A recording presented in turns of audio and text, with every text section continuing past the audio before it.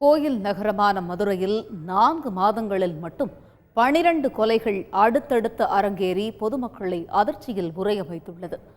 மதுரை ஜெயஹிந்த்புரம் மீனாம்பிகை நகரில் கடந்த ஆண்டு செப்டம்பர் மாதம் 19ஆம் தேதியன்று பட்டப்பகலில் 3 பேர் வெட்டி கொலை செய்யப்பட்டனர். அதற்கு முந்தைய தினம் புதூர் பகுதியில் தல்லாக்குளத்திலும் 2 பேர் கொலை செய்யப்பட்டனர்.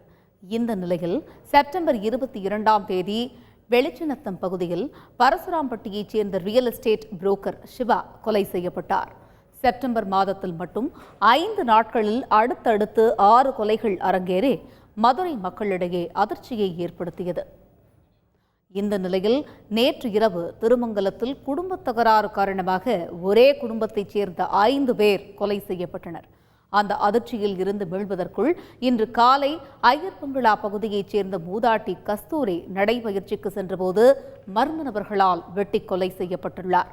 இந்த கொலைக்கான காரணம் குறித்து விசாரணை நடைபெற்று வருகிறது. தொடர் கொலைகளால் மதுரை வாசிகள் அதிர்ச்சியடைந்துள்ளனர்.